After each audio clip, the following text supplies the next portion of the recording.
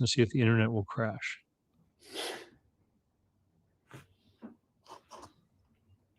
All right, I think we're good. And we already have people that are showing up. Kevin is in Lakeland, Florida, and he says, "Good afternoon from Lakeland." Hey, Kevin, how are you today? Good to see you. And now we're live on Instagram too, where you have to push a button to go live, unlike the other platforms. Today, we're talking about the work it takes to get paid when you're an entrepreneur and you're selling stuff with credit cards. So, we're going to be talking a lot about online transactions, the way that credit cards work. Ariel has a new fintech startup that interfaces in the world of payments, and we're going to be learning a little bit about how his program works and about how, the different tools or options that people often look at when it comes to looking for liquidity on a short-term basis in small business. We're going to look at how those different tools work and how they compare. So with that, I'm going to play the intro and then we'll get things rocking. Are you excited, Ariel? I'm pumped. Let's do this. All right, here we go. I'm David C. Barnett, and you're tuned in to Small Business and Deal Making, the podcast, YouTube channel, and blog where I talk about buying, selling, financing, and managing small and medium-sized businesses while controlling risk.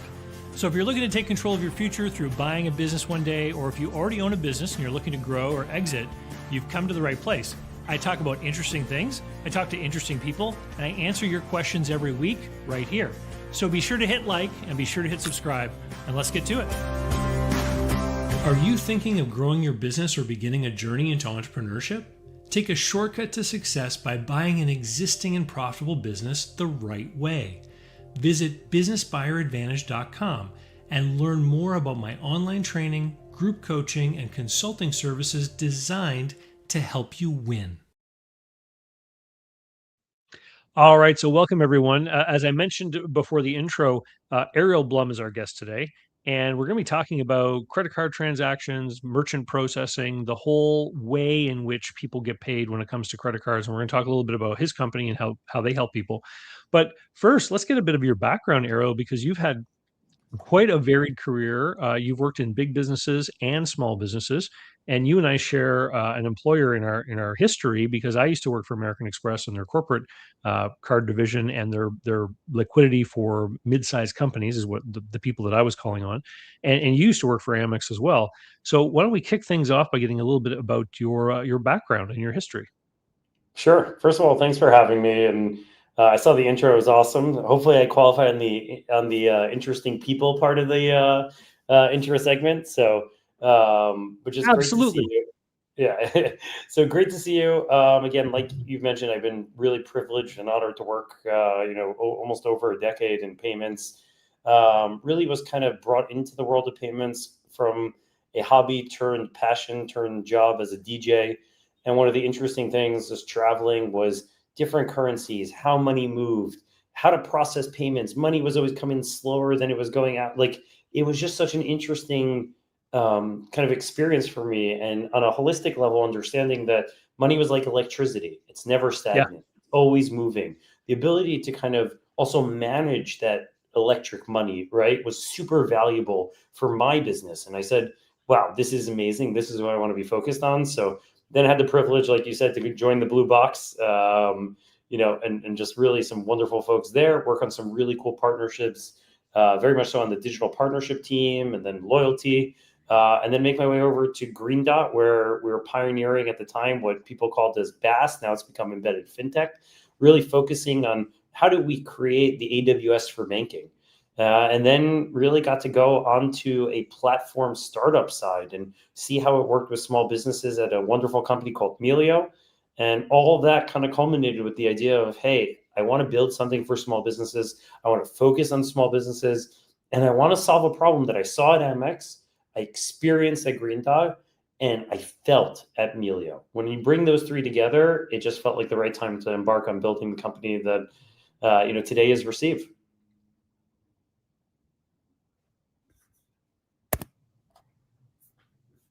Oh, we had a bit of a blip there.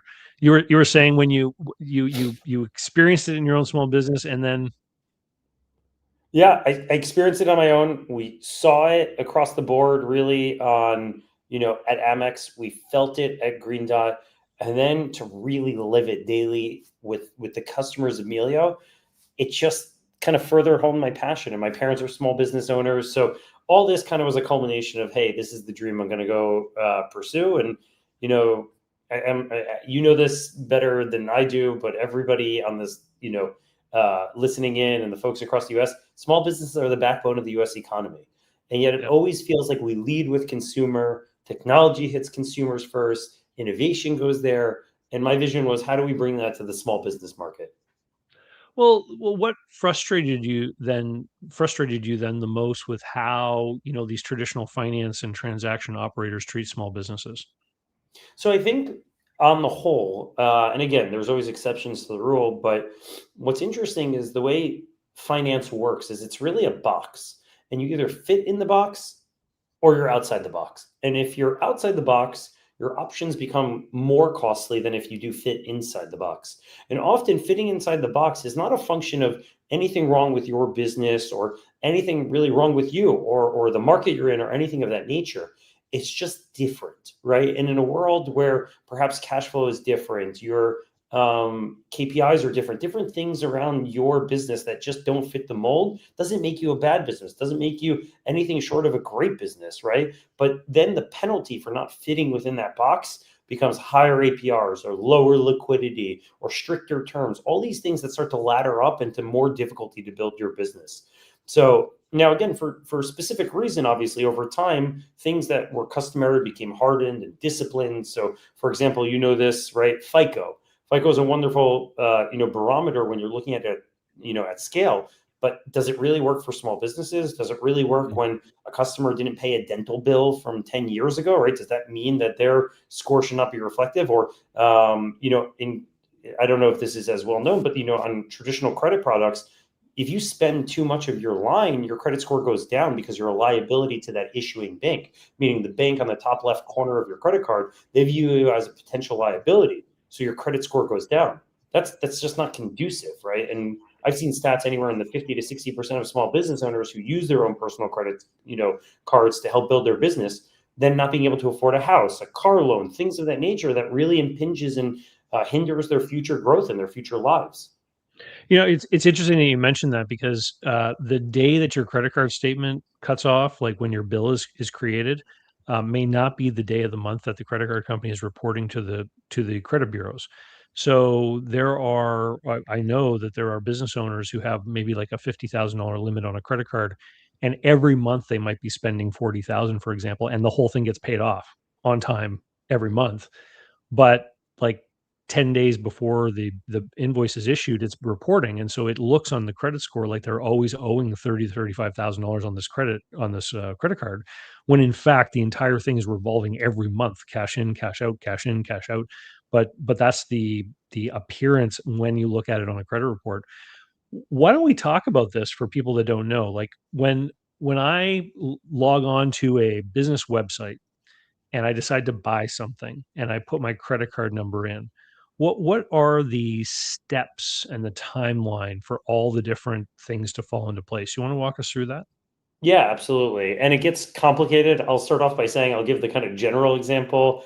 Different things can vary across different processors, issuer processors, network settlement times. There's all these complications, or I should say nuances, that bar me from saying this is 100% across the board. But traditionally, what happens is, let's say we're walking into a store, we're online, and we type in our credit card. The first thing is that there's actually somebody accepting that card. So PCI compliance, which is a rule around handling credit cards. Generally think about those folks as, safeguards, right? So folks that are going to protect your PAN, your personal number on that card. So you enter that card and you press submit. At that stage, the processor is actually taking the card number and sending it downstream. The way to think about this is, these are just a couple names that I think most folks know, but Amex, Visa, MasterCard, Discover. Think about them as the highway. So what happens is when you press purchase, there's somebody that is the toll booth, right? That toll booth authorizes it, routes it, sends it on the highway down to its particular location. And once it gets off that highway, that Visa, MasterCard, Amex highway, it then goes through another toll booth called the acquirer, which then processes that payment and says, oh, you're going to this particular bank account. So the way to think about it is it sometimes feels instant, right? When you swipe, you're generally approved within a second or two, and you'll see the transaction, you're off to the races.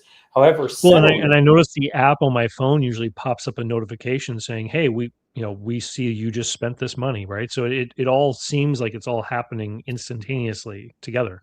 yeah, and it's an amazing system that really benefits the customer. And I use customer as a, capital C, right? The small business or customer swiping that card.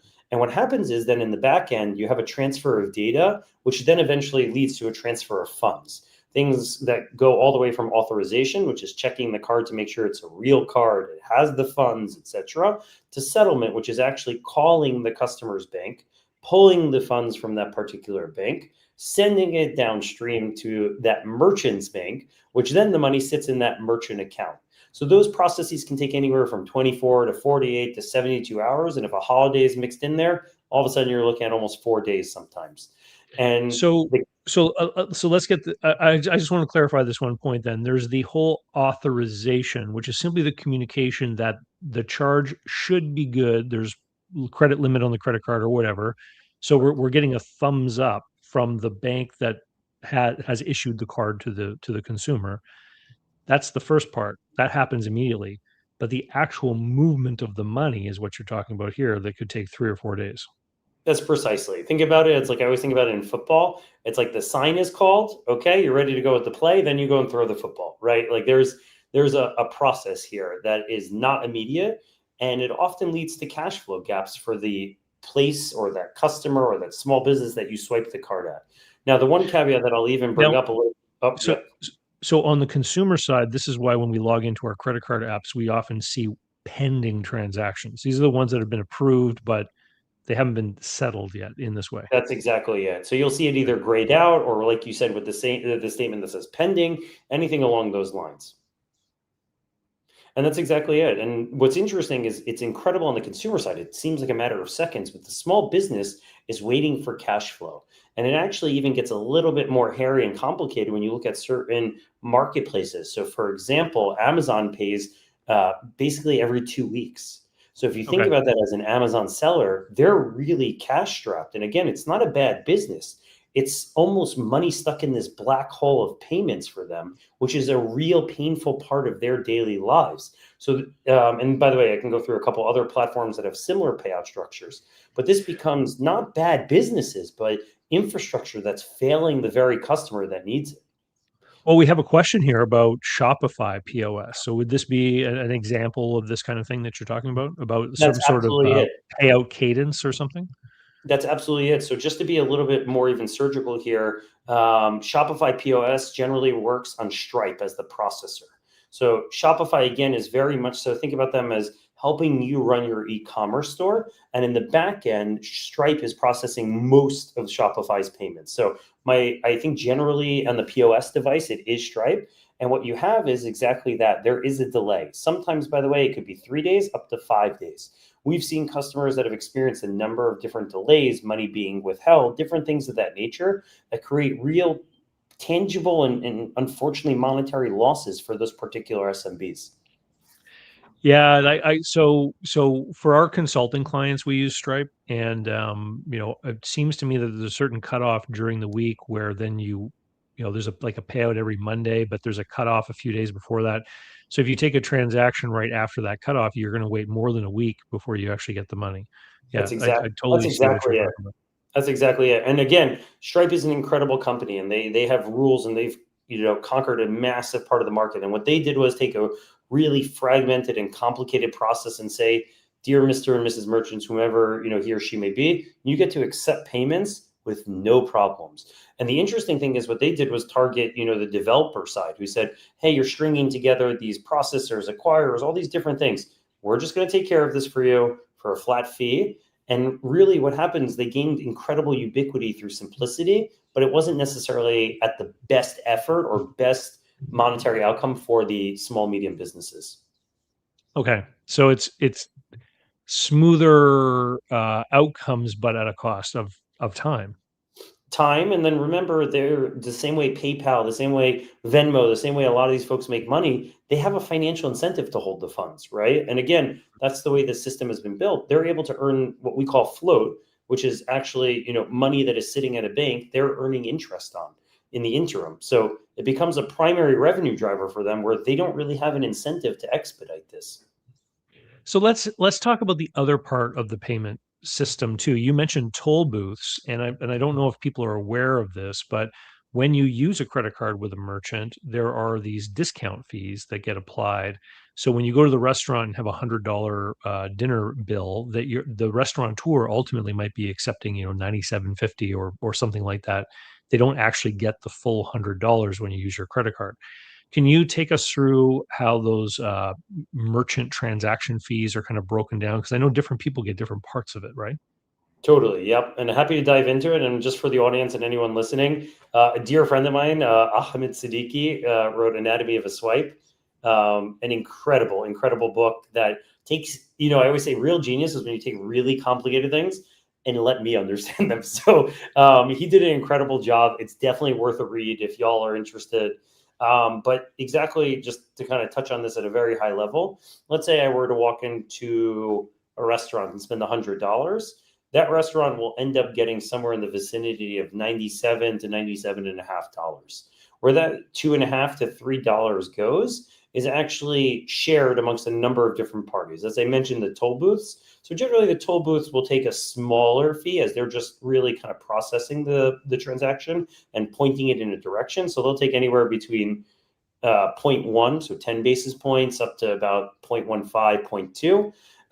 And then, Visa and MasterCard and Amex, et cetera, they will take their share for being the highways that move the money. And the lion's share of that 2.5 will actually go back to the bank that issued the credit card. And if you ever want to know who's your issuer, just look on the top left of the card and you'll see a name and a logo there. It could say Chase, it could say RBC, whatever that bank might be. And generally, they get the lion's share of each transaction, which they can either keep, they give back in the form of rewards, which we can go into. And then, there's a variety of different kind of scenarios where that money goes, et cetera. But, generally that's the transactions, the way those fees and, divvying up that 2.5% to 3% of the discount rate goes. Okay, so now that we understand how the process works and what the costs are, and the costs are built into what the merchants are shouldering, because ultimately they get less than the full sticker price of whatever the transaction is. Um, Tell me then, about the solutions, because I know that there are people out there in business who run into these cash crunches, and they will then say, I need money right now. It can be very frustrating when someone has money in this pipeline headed toward them, but they can't spend it. And this is where, like a lot of the times, a business owner, if they can, obviously they'll use their own credit. They'll use a credit card of their own to help smooth that gap, or a line of credit, or they'll have their own cash in the business that's meant to smooth that out. But if they don't have those resources available, then they start to see these other options like merchant cash advance or factoring or any of these other kinds of things.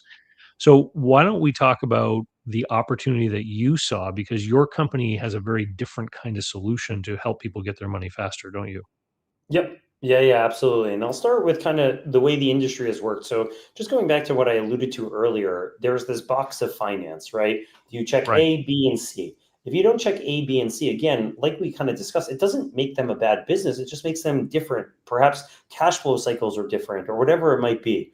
And then what often happens for those who need to figure out a solution, again, you know, cash flow is king. Without the ability to tap into that, you can't really buy the inventory, marketing dollars, etc., to grow your business. So what traditionally has been used is a variety of different tools, like you mentioned. You could use your personal credits card, which I kind of talked about earlier, about where that comes into play, how that can potentially hurt a customer in the long tail. Right? There's a couple of different things there. There's factoring. Factoring is basically taking an invoice and saying, I'm going to give away, it varies in the percent, but somewhere between 5 to 7 to 9% to the particular company, but I'm offloading the liability. So if it was $100, let's just say for the invoice, I'm only going to get $91, but the other company is on the hook for that. There's also lines of credit. And then, as you kind of mentioned, the merchant cash advance. which is an interesting industry one, I should say, right? Charging really double-digit APRs, which are just, to be totally transparent, just crippling for small businesses. But for them, they need I've made videos about it showing how the effective interest rate is 75 to 140% before. So that's it's not a surprise to this audience. Yeah. Yeah, so that's exactly it. And listen, there is an audience that needs that, and there is, a need, and sometimes that solves it. But really, what kind of spurred the start of Receive and what got me to start this was to say it can't just be either or. There has to be something more dynamic. And what we were able to do at Receive was build the first ever earned revenue access platform. It's funny, I actually just put a post on LinkedIn about this, right? For us, we are a zero interest product. Our vision is short duration, high liquidity. So, for example, if you've tapped in and sold $100,000 of whatever product it might be, you need to be able to tap into that to buy new inventory, to buy advertising, and keep that business churning forward. We've seen this come to fruition, whether it be on Black Friday, towards Christmas season, wine stores that do 90% of their business over the weekend, and the payout, like we discussed, it depends on who you're using. It may not come for 48, 72, 96 hours. And the quicker they pay their supplier, they get discounted terms. So they're saying, Right. wait a second, even if it's not 30, 60, 90, which is the traditional net 30, net 60, net 90 terms, that's fine because we want to be able to save money and keep our cash flow consistent. Like you said, if we all of a sudden have $100,000 in the bank and the next day 5,000, these fluctuations are crippling for small businesses. We want to be able to empower small business owners to focus on what they do best, which is servicing their customers. They need to be talking to their customers, helping their customers, not worry about how much they can spend on this card versus that card. What's the APR of the merchant cash advance? Oh no, it's really high. I need to up my prices, right? That's just not a scenario that we think benefits nor small business owner nor the customer. So what we did was we invented the first ever earned revenue access platform that says, dear small business, we give you high liquidity, and over time that can grow to almost 90% of your sales.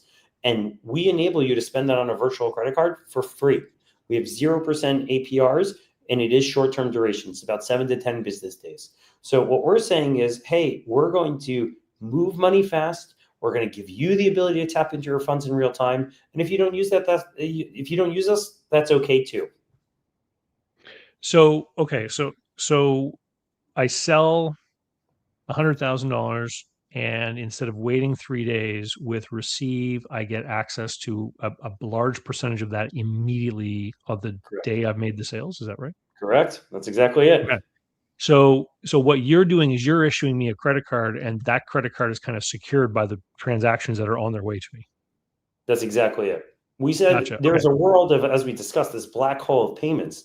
It's coming. It just may be going from, down the highway a little bit slower than the other side. So our vision was, if you've earned it, it's not a tax to go get it early. It's your right to access it in real time. And so and how do you get paid then for doing this? Yeah. So every time they swipe our card, very similar to the scenario that we mentioned, we earn the interchange rate. So very similar to the same way it works today. It's totally free to the folks swiping, and it's at no added cost to the customers that are already accepting credit cards. So what we've been able So to so do, yeah, so basically what you're doing is, instead of giving someone like airline points, for example, you're just keeping that fee because you've extended them credit secured against these incoming transactions. that's exactly it. And David, you know this, having spent a lot of time in the industry, those points are great when you get to go buy a flight. That is exciting. But wouldn't you love the ability to reinvest in your business at a faster cadence, grow your business where we've seen, high single digits to double digit growth from customers that were able to take their funds and reinvest their business. So instead of earning a penny or two in rewards, take that money, buy marketing dollars, buy inventory, grow your business faster. We have franchises that say, hey, wait a second, instead of running into cash flow at this store, you can spend here, buy faster inventory. It becomes, instead of a game of points, it becomes a velocity game of growth. Well, you're talking about accelerating the receipt of funds, and there's a cost. In this case, you're saying that the cost is like not getting the airline points. Like we've discussed a lot on this channel, and I've talked with a lot of business owners over the years where they are in a business, for example, where they give customers 30 days to pay, and the first thing I'll say to them is like, don't do that. Instead, offer to accept credit cards. And people say, but there's a cost to it. I'm like, right, but what you're going to do is you're going to say that they have to pay within like 3 or 5 days of invoice. So yes, there's a discount charge that you're going to pay as a business, but the benefit you're gaining is that you are accelerating your receivable by 25 days. And so you make Amex and MasterCard and Visa work for their money, like to bring you some added benefit. And what you're talking about is just accelerating the other part, That's like that, that's right? exactly it. So when I say don't give someone 30 days to pay, take credit cards instead, I'm accelerating the receivable by 25 days. You're showing us how to accelerate it by the last little bit to make it 0 days. That's exactly it. And it's like what our parents always told us: time is money. So Yeah. that's what we're your time, the business's time. That is money. These are time. What is it? It's like time gone by is time gone forever, right? Like for us, what we want to do is we want to give you back your time, and we want to make sure that you don't have to wait for money ever again. That's exactly it. It's Mhm. funny, I never thought about it like that, but it's kind of like the last mile delivery, right? Like we're I don't know if we're the Uber of last mile money delivery, but something along those lines is exactly it. The cost is a cost. I understand that, but there's also a cost to not getting your money in time, and then that's one cost. There's also the hard cost, like you mentioned, chasing down customers, 30 days, who's delayed, etc. We're now utilizing, like you said, a frictionless platform that folks know, which is credit card payments, and enabling these customers to access those funds in real time. So, I mean, if somebody is running a business where things are so tight that they need to get their money an extra 3 days faster, I mean, some people would argue that this company is undercapitalized, like that there should be more working capital in this company.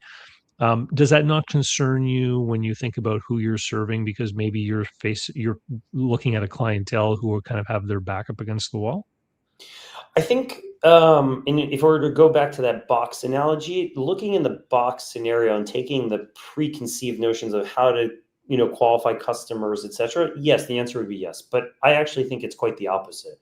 We're seeing these customer sales in real time. We know what they're doing. So we're not shooting in the dark saying, okay, you need 10,000, you need 5,000, whatever that number is. We're not just handing that out. We're seeing your sales in real time. We're watching your business performance. Matter of fact, in our dashboard, we're one of the only dashboards you can see what you've earned, see what you have in your bank account, and you see what you spent. If you think about that, other people have disparate, here's my credit card, here's my bank, here's everything in different locations. We have folks logging into our dashboard saying, whoa, this is my center of financial truth.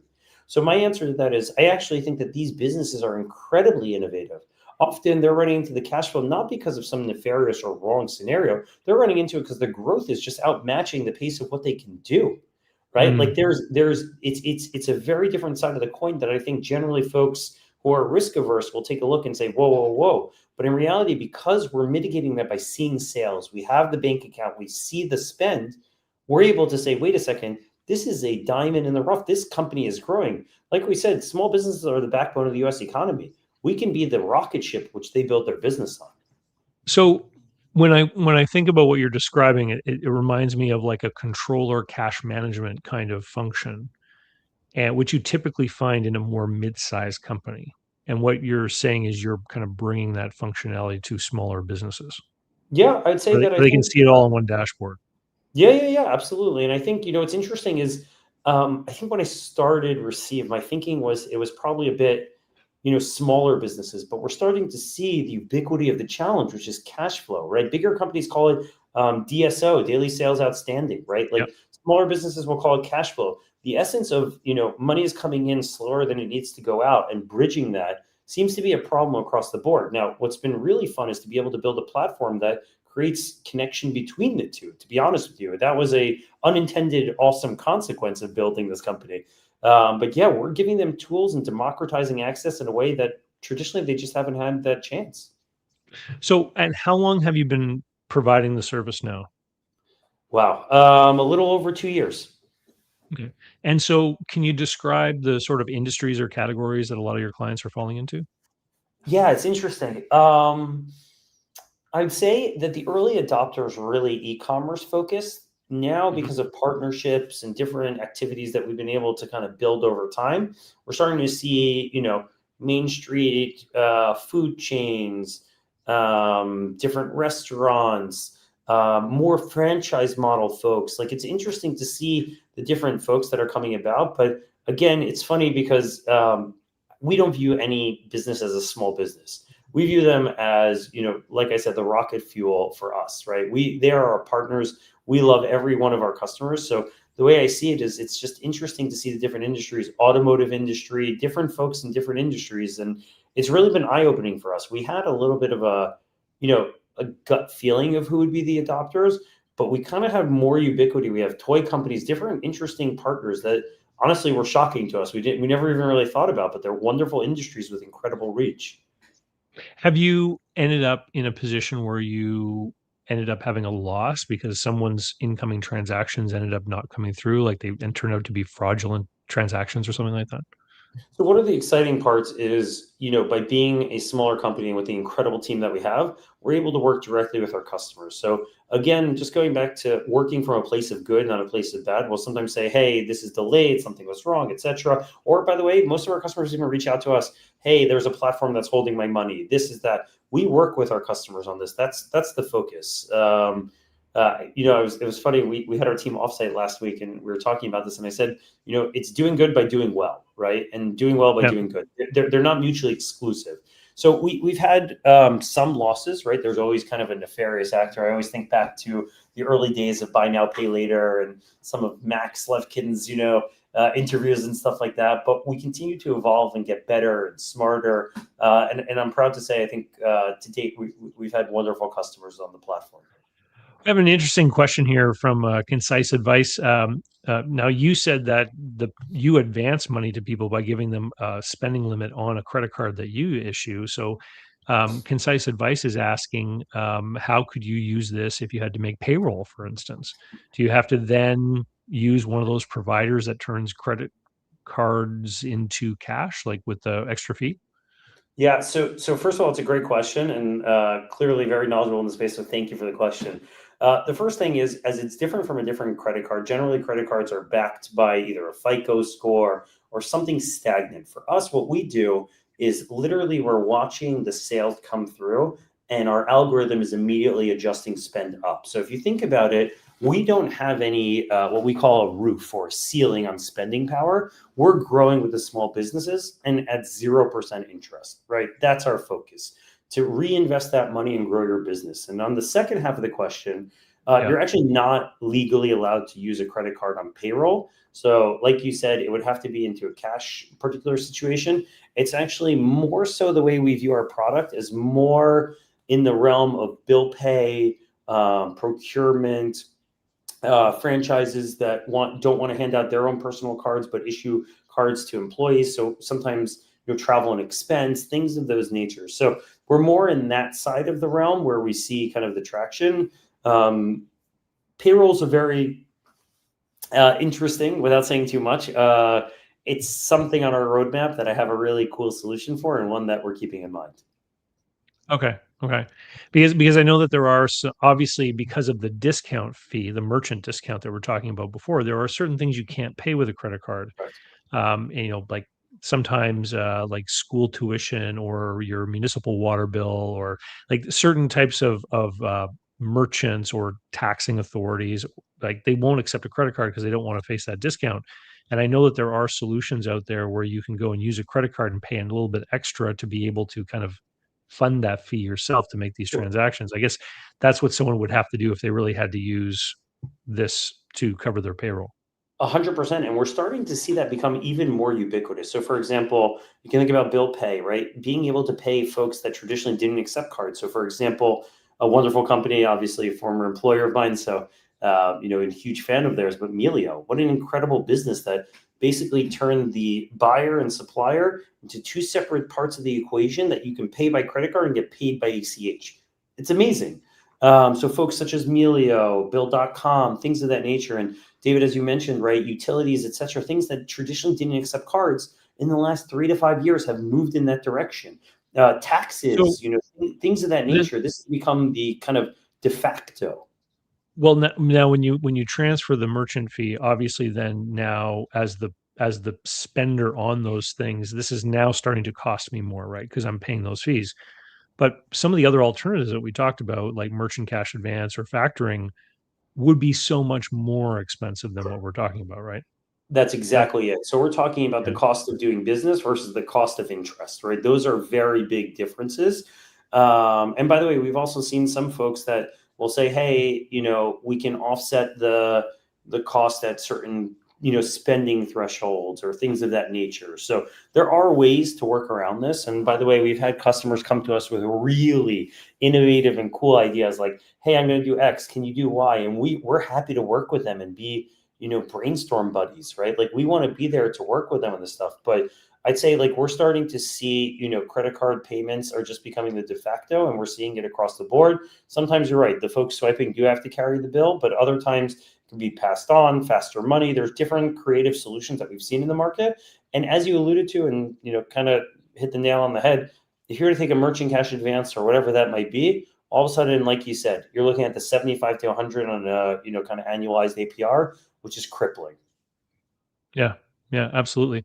And so in your crystal ball looking forward, you mentioned that there's all kinds of innovative new people out there. What would be some sort of traditional businesses we might all recognize that are increasingly coming on board with you? You mentioned food businesses. Are you talking about actual like retail restaurants wanting to use your service? Retail, restaurants, supermarkets, different things of that nature, which honestly were just astonishing to us. Like, again, I don't claim to have all the answers. That's far be it from me. Mhm. That's much smarter folks than I have pointed me in different directions. And the smartest of all are really our team members who are talking to our customers, and then our customers. Together, they're able to say, "Hey, I actually like, for example, the wine shop example." Right? That was a fascinating example that I just honestly didn't know. I've never run my own wine shop. So what we're starting to see is, yeah, different industries that I didn't, you knew they existed, but I didn't know how acute the pain was of cash flow, to be honest. Hmm. Well, it's I'm wondering, like these last couple of years, we've been dealing with higher inflation. Several different sectors of the economy, especially anyone who's trying to get discretionary spending out of consumers, have been having a harder and harder time as people have to direct money towards the groceries and the gas and the rent and all that kind of stuff. I'm just wondering if people finding you as a solution might not be sort of a kind of a negative economic indicator that these people are really facing a lot of balance sheet pressure. Yeah, I think I'm not a economics expert, so I don't want to overstep my space. I think just even across our customers in Q4, right? We saw them have the best Q4s they've ever had. So, and that's Okay. in terms of sales, and that's actually in terms of margin as well. So it's interesting. I think that there are So certain do you have industries. access to their full P&L? Like, are you able to see just what they're doing No, or just the sales we'll part? we'll see their sales and then their disbursement and then match that up against spend and a couple other things that we have. But we also do our one-on-ones with our customers. So they'll come to us and say, "Hey, this was great. You helped me with Y. We did X, Z, whatever those indicators might be." And they'll share Mm, that with us. So really what's interesting is we'll start to also see customers spending more, growing more. And again, we see their sales in real time. So we see that those are going up. We see them opening up new stores. We're really feeling it. So I think again, I don't want to kind of overstep my micro and macroeconomics, especially for my time in Binghamton. I don't want to overstep. It's been a long time since I've been Listen, in. I'm not an economist either. I just sometimes Yeah, play one on the internet. I'm not even going to go that far to play one on this, but I think we've seen some industries, suffer, of course, but I think that there's, Yeah. every time there's a suffering industry, there's also an industry that's evolving.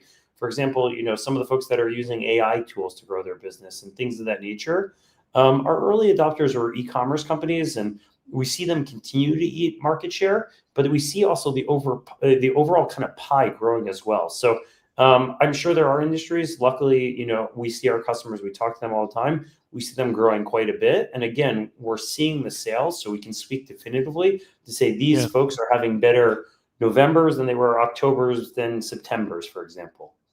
Have you had to cut off a customer relationship? Like, have you had to stop working with someone? What does that look like? Yeah, we have. There's actually been a couple scenarios where customers have gotten so big, they move on to perhaps a different product, or perhaps they want to take out a Okay. loan for whatever XYZ reason. So we have seen some folks go in that direction. We've had some folks that, again, because we see where folks are spending or what they're doing, sometimes maybe it's nefarious or they went to, go buy something that, is against our blocked list of merchants that you're allowed to buy at, things of that nature. So we have had those scenarios, but they're far and few between. Okay. Okay. Ariel, this has been really informative.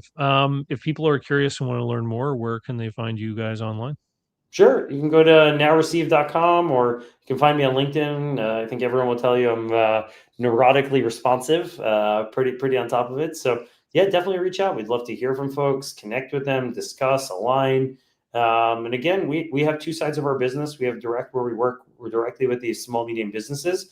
And really our growth engine is through white label platform partnerships. So working with point of sale companies, ISOs, PayFacs, merchant acquirers, marketplaces, ARAP software. We're able to embed our product at zero, tech debt, and really the opportunity to create a new revenue stream and new access for their end customers.